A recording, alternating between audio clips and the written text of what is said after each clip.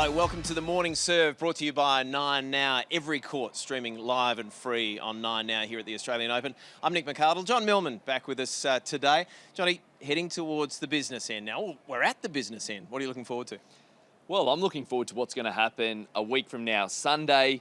It's exciting, isn't it? There's some really good players left in this draw, and I think it's going to be a fantastic closing stage of this tournament. Yep, still some quality players left, and we can't wait to see the next couple of days unfold. On today's show, we'll talk about the quarters. They are beginning, and there's some quality matches in there. Building out a game plan, we're going to talk some tactics as well. Coco's fitness, is that her edge as we head towards the business end? And the body of a five-setter, how many can the body take, and was it the defining factor for a couple of losers over the last couple of days? But Djokovic and Alcaraz first up. It's the quarterfinal that everyone wanted. Yeah, it is, isn't it? And this one is probably one of those matches that excites me in ways that I haven't been excited for a long time.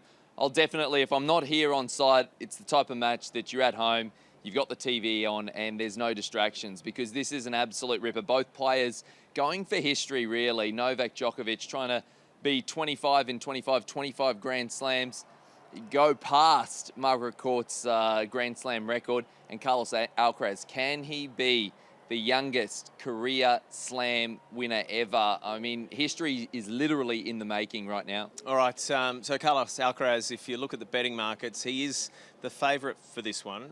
You agree with that? I think prior to the tournament starting, if this matchup was predicted, I would have him on top. But now I think it's level money at the moment, because of the way Novak Djokovic has been in his last two matches against the Czech boys, Mahac and obviously Lehečka. He was so impressive there. He started off this tournament a bit slow, dropping uncharacteristic sets to players that you wouldn't expect him to. But then how good has he been in these last two matches? He looks like he's dialed in, he looks like he's determined, and he looks like he's dangerous. That's the thing about this, though. You look at Alcaraz's tournament up to now, and there's not many chinks in that either. I think both of these guys are playing near their best tennis. Yeah, they're playing tennis that you'd expect to see in a final, although Jannik Sinner on the other side of the draw has something to say about that, and so does our Aussie Alex de Minaur. It's unusual that these two would play each other in this form in the quarterfinals, but as we know, Novak prioritised in 2024 that Olympic gold medal. He prioritised Davis Cup. And he's even said that he's not necessarily prioritising tournaments outside the Grand Slams. And that's what we've seen. We've seen his ranking slip down to that 7th seed. So it was inevitable that he might face one of these big boys in the quarterfinals.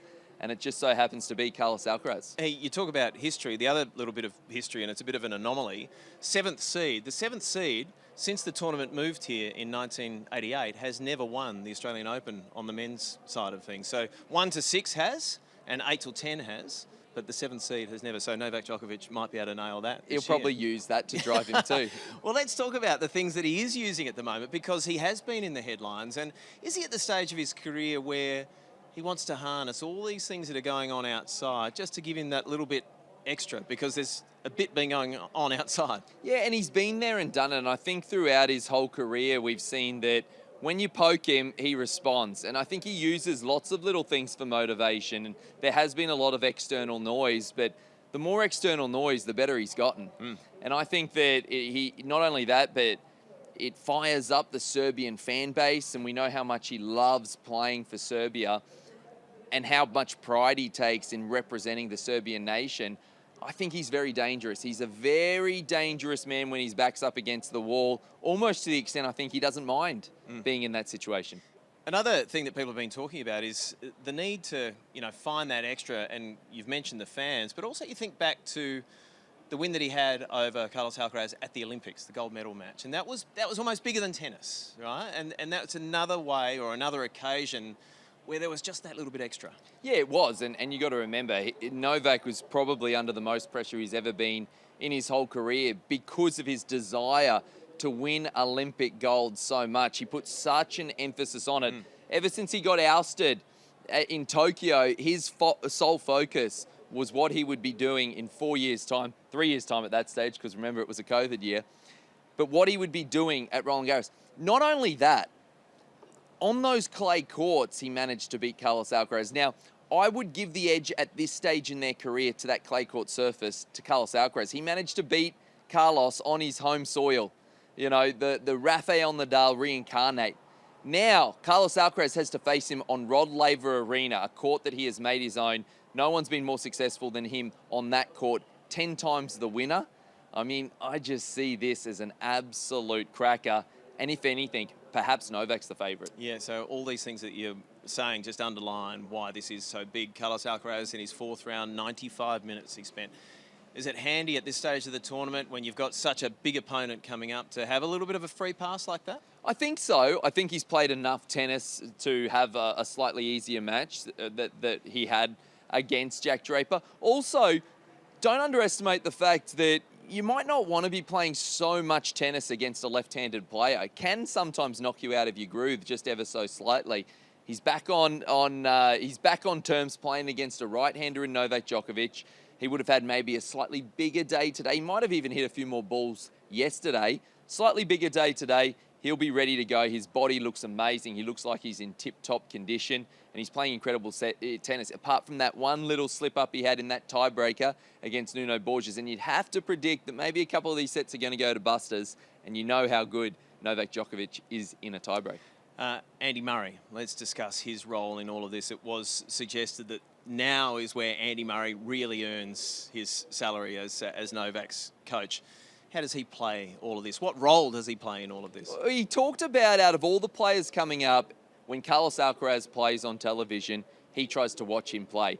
Now, they did play, Andy Murray and Carlos Alcaraz played each other a few years ago. It was a 1-1 head-to-head. We know that Andy loves to break down his opponents. In fact, when Andy played, he was one of the more data-driven players out there. He used to have a person from the LTA that would be going through all the statistics for him. He loved to have that wealth of information.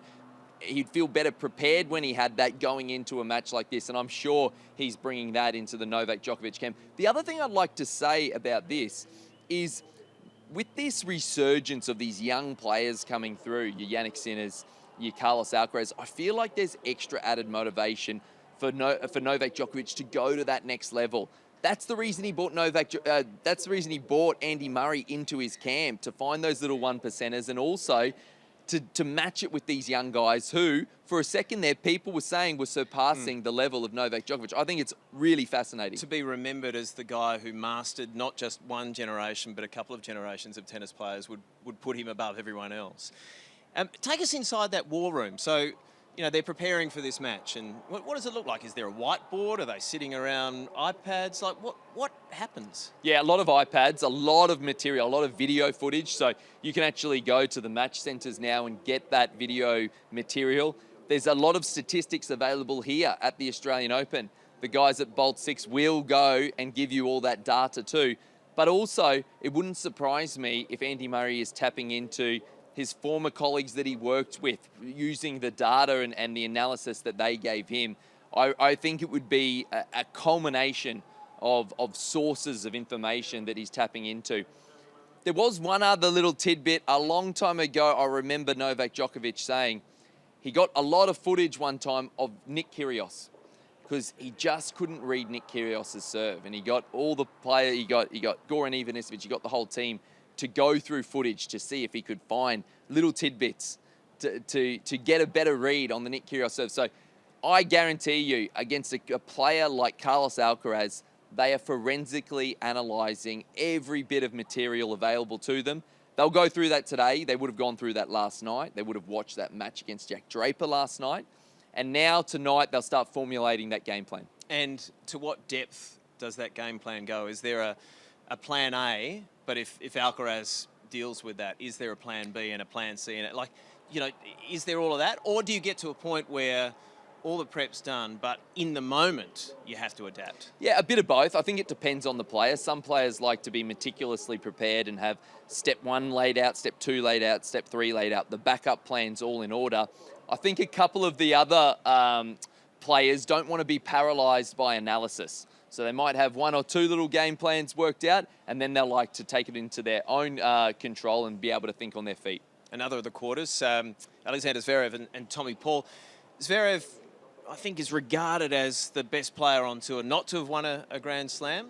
Despite that, not really part of the conversation so far. He kind of slipped under the radar a little bit. He is flying underneath the radar. I actually spoke to him yesterday, and I said to him, how you going, mate? Like, how you feeling? And he said, no, it's all going well. And I said, keep it up, you're rolling. And he said, yeah, at least for now. You know, he was playing it pretty low-key. He knows that, I think he likes this position where he's flying under the radar. One of the things he said is, for him to win one of these Grand Slams, he just wants to be free. He wants to go out there and enjoy it and not be so stressed about it. And it's definitely the case at the moment. He's been incredible. He hadn't dropped a set until he played Hugo Humbert, where he dropped the first set. Started off a little bit slow, but then got on a bit of a roll.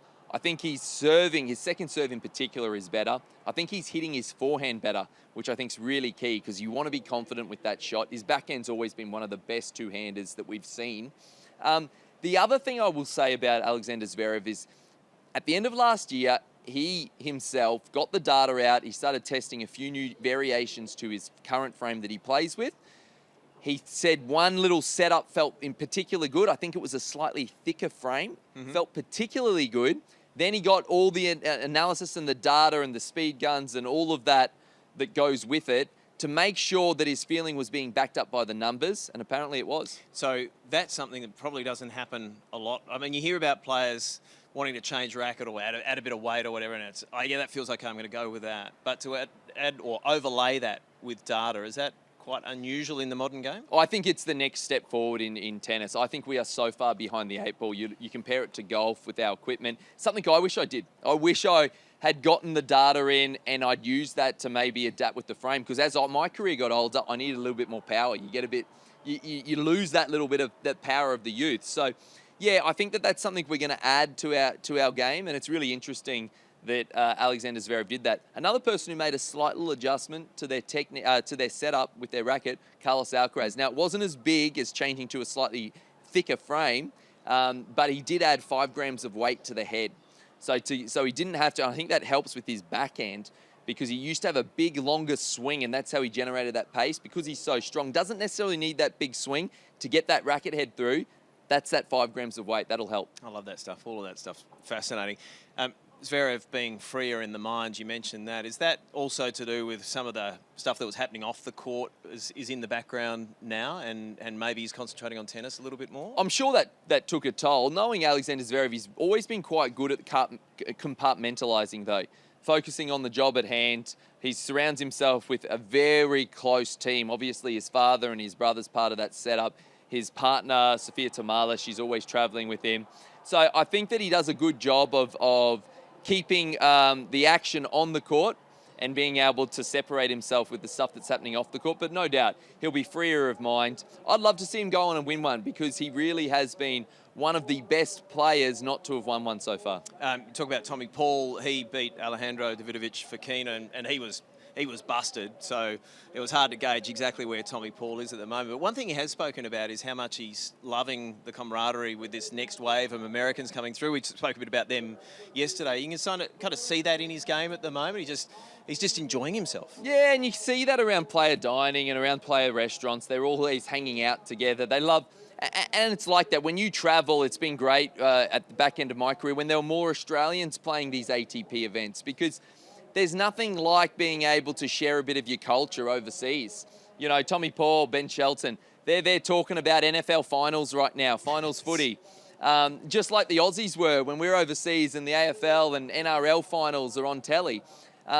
You know, it's about... You can have your friends and all your colleagues from all over, but nothing connects you like the country you're from. And there's no doubt this wave coming through, one thing, it's connecting them, but also it adding as a little bit of motivation, right? There's a young generation coming through. You don't want to be knocked off your perch just yet. Another American who's having a hell of a time at the moment is Coco Gauff. You can see how much she's enjoying it. And even in her post-match interviews on court, press conferences, she's so eloquent, happy to spend time and have a chat. She was a bit of a slow starter yesterday against Belinda Bencic, or the other day against Belinda Bencic.